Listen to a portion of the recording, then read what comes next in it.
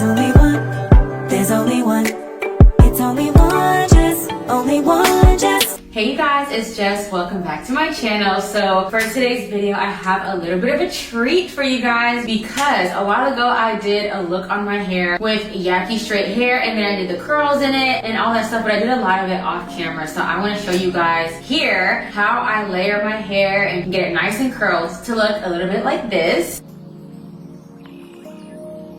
which is one of my favorite looks. It just looks so like effortlessly beautiful. It's like kind of like giving 90s. The curls are giving all that, and I'm gonna show you guys how I do that on today's video. So I wanna thank Klaiyihair for sponsoring today's video and for offering me your absolutely beautiful, gorgeous, stunning hair that we're gonna use today. So as always, they include in the box a few things to help you with your wig slaying, and here is the gorgeous wig we have today. You guys, honestly, the first thing I noticed is the hairline. It's honestly plucked to perfection, and the lace is HD, so it's super easy to blend.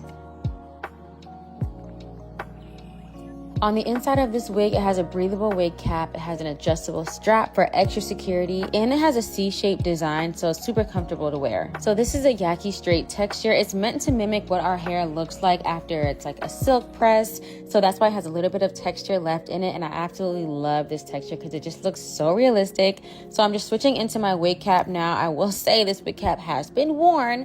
We all have that one wig cap that has the lines in it, but don't judge me. Y'all, immediately after I tried this wig on for the very first time, I'm not gonna lie, I was shook. Now I gotta talk to y'all in person real quick. This hair is gonna eat. I was gonna cut this. Maybe I still will a little bit. Oh, it's gonna eat. No, you guys, just the way that it's sitting. Oh my God,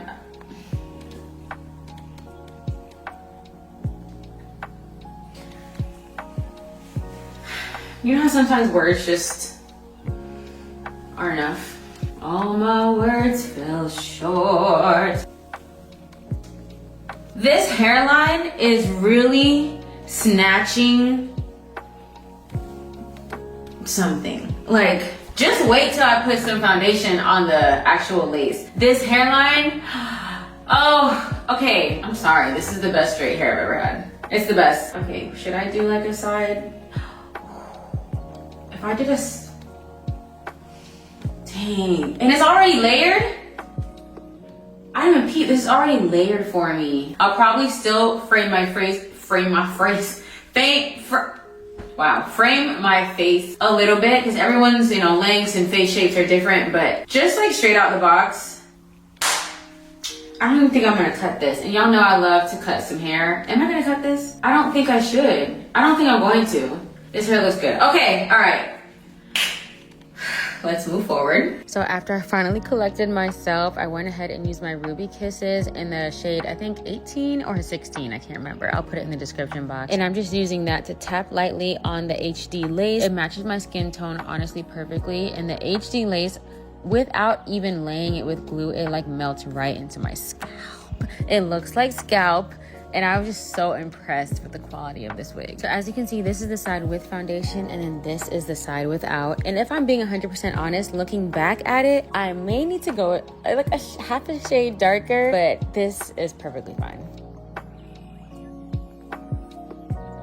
So this is how it looks after using the foundation on the hairline, and this is without even adding any glue or trying to melt it. It's already melted. This is a glueless wig, and I'm showing you that it is not even glued down, yet it's still melting straight into the scalp. Where do they do that? They do that here. So now let's get into straightening this wig. As I showed you guys, this is the texture before straightening, and I'm gonna show you what it looks like after. So for this hair, it can go up to 450 degrees worth of heat. My flat iron only goes up to 420, so I just use 420 heat on this, and it flattened absolutely beautiful.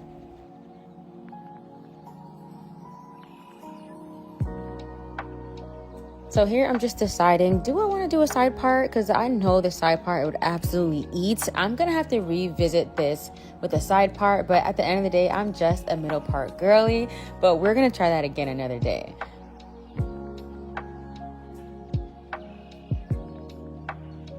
So this is how the hair looks completely flat ironed. Again, I said I used 420 degrees, and it still kept the texture in there to mimic our naturally flat ironed hair. But it looks good. It's laid down. I won't lie, there's like a bump in the back that I couldn't get out because of the way the wig was glued.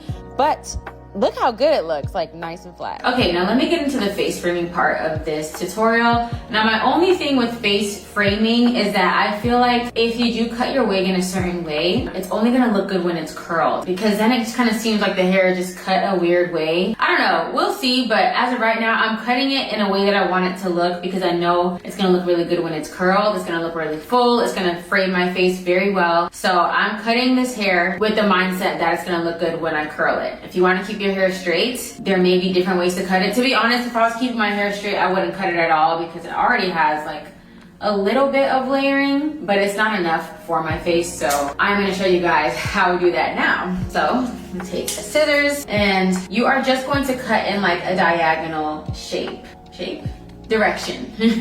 So where do I want to start? I'm gonna start around where my chin is, and then I'm just going to cut down. You should have some hair in your hands by now. Be prepared that you're gonna have to vacuum. Not bad. I'm gonna do one more round because I feel like some hair decided it didn't want to come. So let's do one more.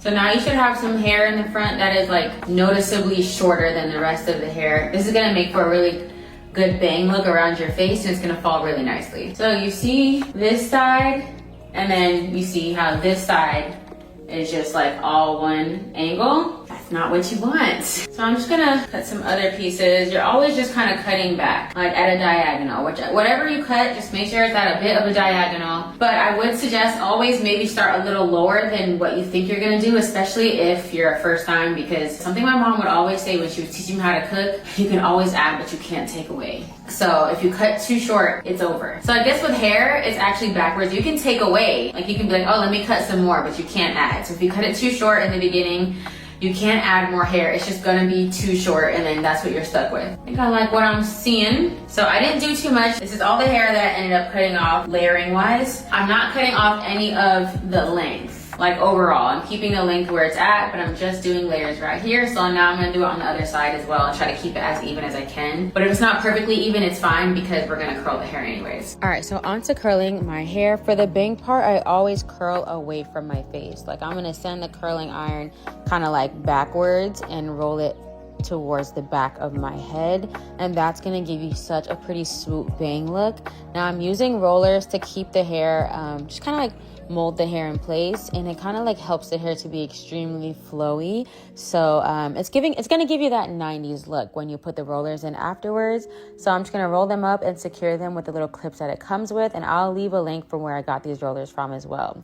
So for pretty much all of the hair, I'm just curling it all away from my face, so pretty much sending it backwards.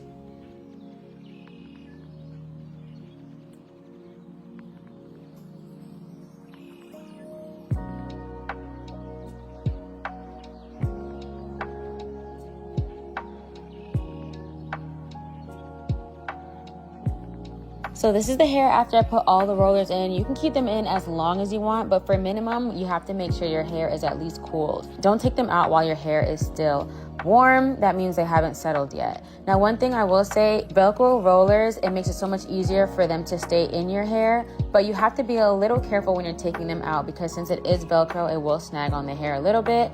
So you kind of have to choose your battle. Like if you want an easier install, I'll use Velcro rollers. If you're more concerned about taking them down, I'd use smoother rollers without the Velcro. Another pro tip I would give you guys, after you take the rollers out of your hair, kind of recurl the hair around your finger just to kind of remind it of the shape it's supposed to sit in. So here is the hair all curled up, and I'm just kind of going through it with my hands and just trying to see like the way it'll sit and the way it'll fall around my face.